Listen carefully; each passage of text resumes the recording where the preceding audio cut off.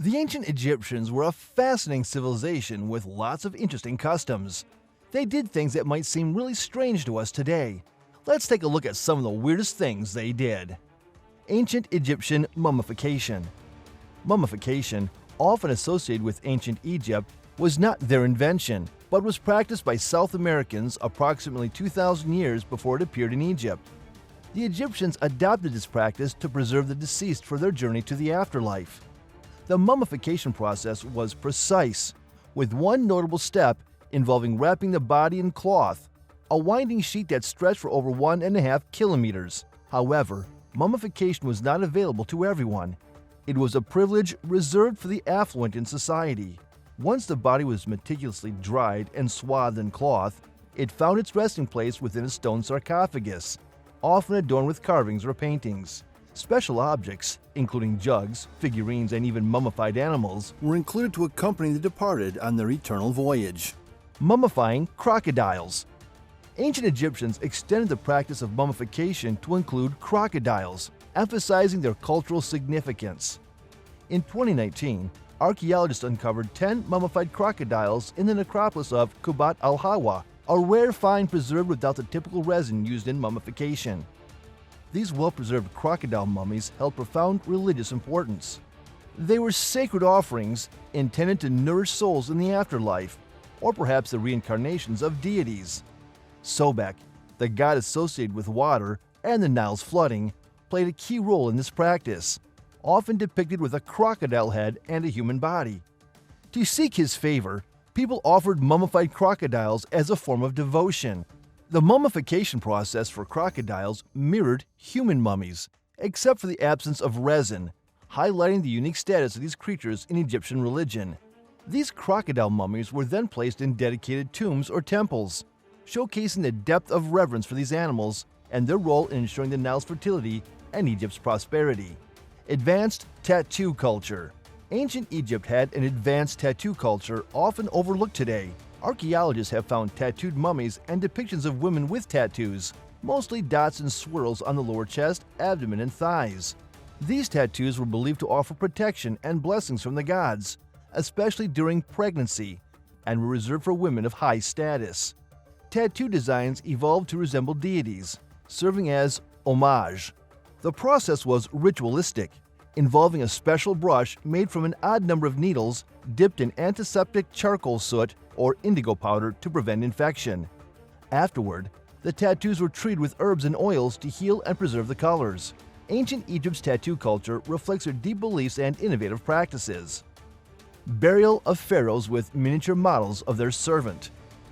In ancient Egypt, a distinctive burial tradition existed where pharaohs were entombed alongside miniature models of their servants. Initially, the actual bodies of these servants found their resting place next to the pharaoh. But as time advanced, this practice underwent a transformation. Instead of real servants, numerous small figurines called ushabti were carefully placed within the pharaoh's tomb. These diminutive servants had a precise purpose: to undertake the tasks that the pharaoh preferred to avoid in the afterlife. These ushabti figures were meticulously crafted and even symbolically mummified, signifying their journey to the afterlife. Each figurine represented a specific role, from soldiers and farmers to cooks, brewers, fishermen, and boatmen, each holding the essential tools for their respective occupations.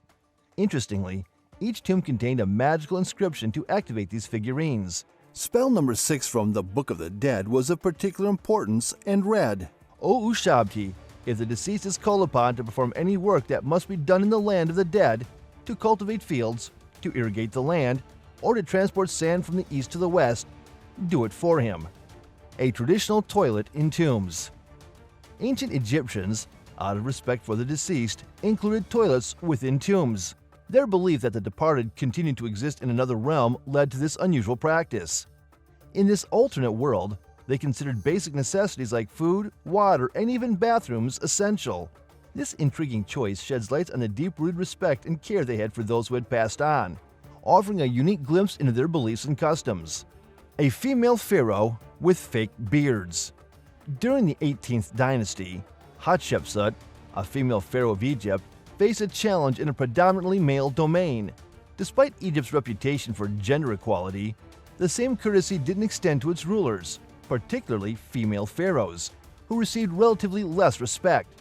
Undeterred, Hatshepsut adopted a rather intriguing solution. She donned a long faux beard, a symbol of Egyptian male royalty. This unconventional move was aimed at presenting a more masculine image and asserting her authority. As a result, some artistic depictions of her proudly feature this distinctive fake beard, showcasing her determination to navigate the complexities of ancient Egyptian rule. The king who ruled for 90 years. History has it that one pharaoh of ancient Egypt held a record-breaking reign of 90 years. If this tale proves true, then King Pepi II would be the longest-reigning pharaoh in Egyptian history, an astonishing 9 decades. Remarkably, he ascended to the throne at the tender age of 6 and ruled well into his middle or late 90s, a truly remarkable feat. His rule unfolded during the 6th dynasty, marking an era of extraordinary longevity. However, contemporary Egyptologists cast some doubt on this impressive narrative, suggesting that Pepi II's reign was more likely around 64 years. In this scenario, Pepi II would be the second longest reigning pharaoh, following the footsteps of Ramses the Great, who held sway over 66 years during the 19th dynasty. Regardless of the exact duration, the story of King Pepi II remains a captivating chapter in the rich history of ancient Egypt. The veil of the pharaoh's sacred hair. A pharaoh's hair was very special and never shown. They kept it hidden by wearing a special crown called Nemes. This crown served 2 purposes. It covered their hair and made them look different from regular people, who were not allowed to wear such headgear. This tradition showed the important status of Egypt's powerful rulers. The practice of incest. In ancient Egypt, the practice of incest was not uncommon among royalty. Cleopatra, one of the most famous examples, is believed to have had parents who were siblings. Additionally, she married both of her brothers at different times, although no children resulted from these unions. This unusual practice aimed to maintain a pure lineage, as it was believed that the divine sibling Isis and Osiris set a precedent by marrying each other to preserve their family's power. A closer look at the genealogy of pharaohs reveals many marriages between brothers and sisters, and even between parents and children. However, as modern science has taught us, such practices can lead to serious developmental defects in offspring. For instance, King Tutankhamun suffered from a congenital leg defect that affected his mobility, as well as speech impairments due to a cleft palate. Other pharaohs exhibited different developmental abnormalities, such as Fragile X syndrome, which can result from extensive consanguineous breeding in royal families. Pharaoh Pepi II's unusual aversion to flies. Pepi II, the pharaoh we've discussed previously, was an exceptionally demanding ruler, possibly influenced by his ascension to the throne at a young age. His unique preferences set him apart, and he held a particular aversion to flies. To deter these pests, he required his servants to be covered in honey, effectively diverting the insects from bothering him. It's essential to note that Pepi II's disdain for flies didn't align with the general Egyptian sentiment towards these insects. In fact, flies were highly respected for their agility and unwavering tenacity.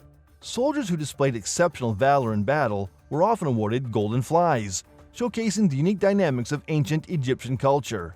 Shaving eyebrows upon a cat's demise.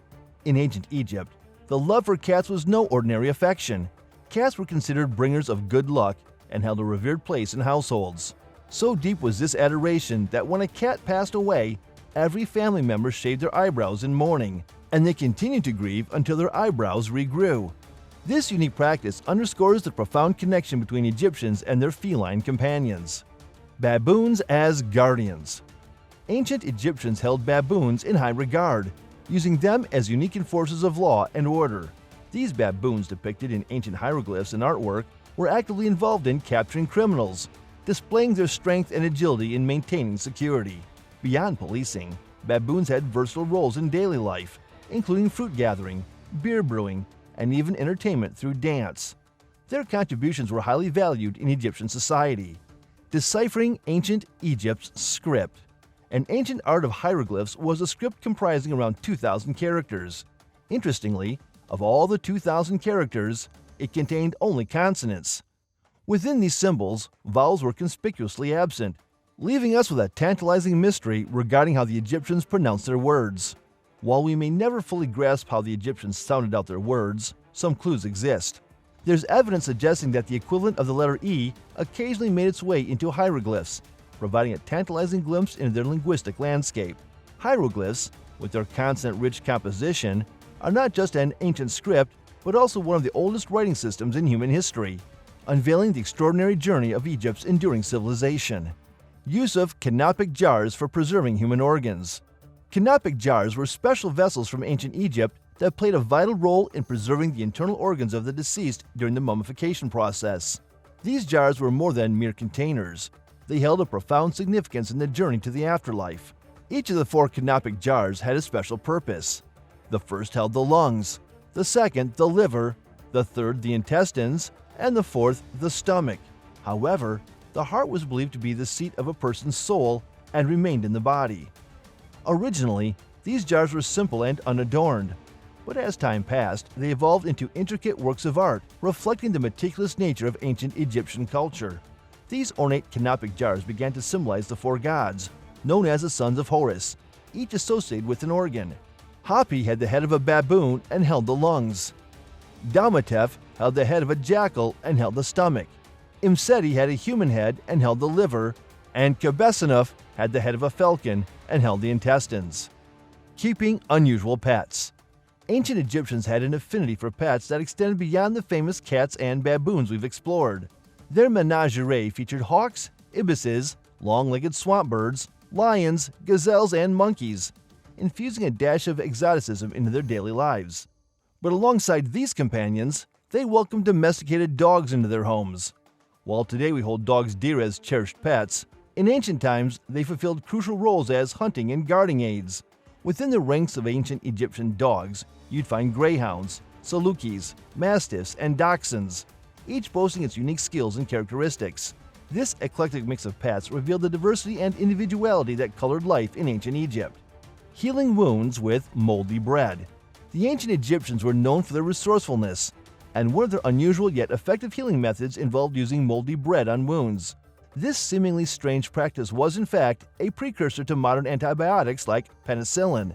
The mold found on bread was often a fungus that produced chemical compounds capable of killing or inhibiting the growth of bacteria around cuts, scratches, or open wounds. The use of bread and beer as currency. The ancient Egyptians employed beer and bread as a form of currency. Their deep affection for these staples extended beyond mere sustenance, as they served as a means of exchange and trade. Beer and bread weren't just commodities. They held a central role in offerings to the gods and in honoring their ancestors. Interestingly, a belief prevails that soldiers and the approximately 10,000 workers engaged in pyramid construction received their wages in the form of beer and bread. Such was the reverence for these essentials. The devotion to these staples was so profound that any interruption in their production was interpreted as a sign of the gods' displeasure. The flooding of the Nile or insufficient crop yields to produce an ample supply of beer and bread for the masses were perceived as omens of divine discontent. This aspect of ancient Egyptian culture highlights the vital role of these everyday items in their lives and beliefs. The use of loincloths for self-protection.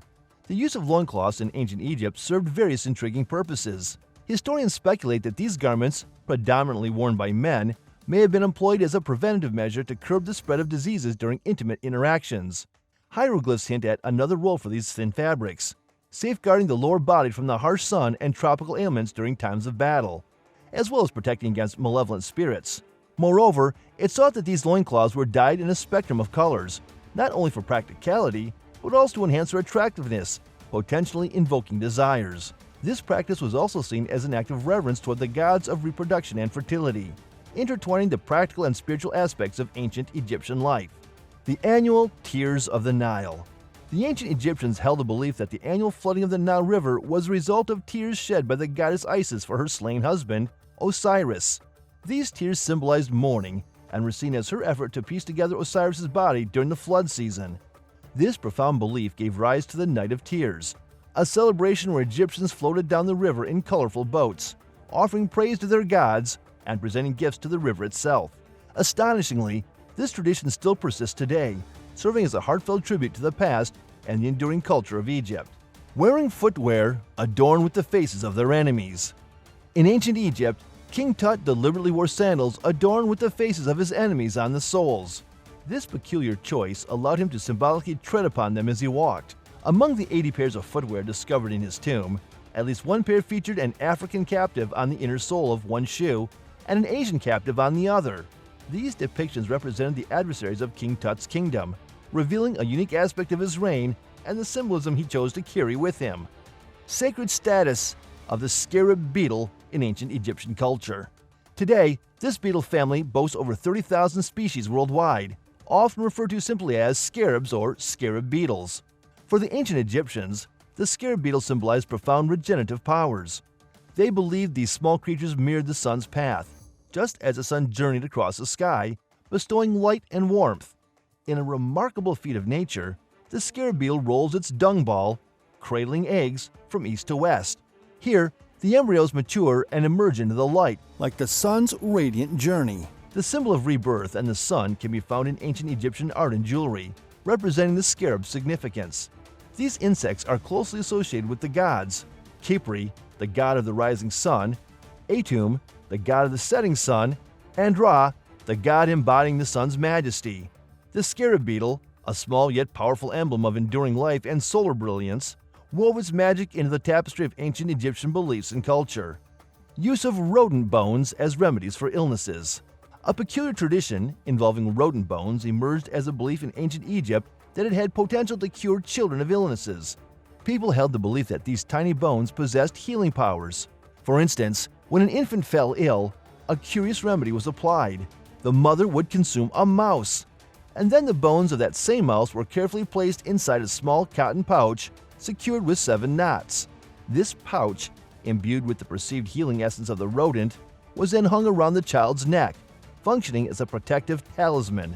Moreover, there is speculation that this practice extended to children facing bedwetting issues, providing a remedy for those in the lower classes. Bathing in donkey's milk. The ancient Egyptians, including the famed Cleopatra, had a unique beauty ritual that involved bathing in sour milk, often sourced from donkeys. This practice was rooted in the belief that sour milk, rich in lactic acid, acted as a natural alpha-hydroxy acid. These acids gently exfoliate the skin's surface, forming new, evenly pigmented skin cells. Cleopatra, in particular, is said to have indulged in this regimen, requiring a staggering 7,000 donkeys for her daily milk baths. It was an exceptional skincare approach that underscored the innovative beauty rituals of ancient Egypt. Fortunately, it ensured that no drop of that precious milk went to waste. A primitive approach to oral hygiene. The ancient Egyptians had a multifaceted approach to life. Not only did they build grand pyramids and awe-inspiring monuments, but they were also concerned about the state of their breath and oral hygiene. They concocted a unique dental cleanser comprising unusual elements: ground bull hooves, ash, and burnt eggshells, all blended into a fine powder. This abrasive mixture was meticulously applied to teeth and gums, effectively removing debris and plaque. However, its downside was the potential for significant gum bleeding, making it less than ideal for overall health. Throughout different eras, they experimented with a blend of pepper, iris flowers, and rock salt for teeth cleaning, aiming for a less bleeding-prone alternative. A truly innovative aspect of their oral care was the creation of early toothbrushes, known as chew sticks. These tools, fashioned from branches, featured one end for toothpicking and the other for brushing, emphasizing their dedication to oral health. Additionally, they crafted mint candies from boiled herbs and spices like frankincense or cinnamon, combined with honey. These sweets not only delighted the palate, but also contributed to maintaining fresh breath. The ancient Egyptians' oral hygiene methods showcased a blend of ingenuity and practicality, underscoring their commitment to a healthy mouth and a radiant smile. Crafting fly swatters from giraffe tails. In a delightful blend of functionality and fashion, the ancient Egyptians crafted fly swatters from the tails of giraffes. These creations were not only effective, but also considered stylish. The logic behind their functionality is intriguing. Just as giraffes and various animals employ their tails to shoo away bothersome insects, the Egyptians harnessed this natural defense mechanism to keep flies at bay. Thank you for watching this video to the end. Remember to subscribe to this channel, hit the like button, and share the video.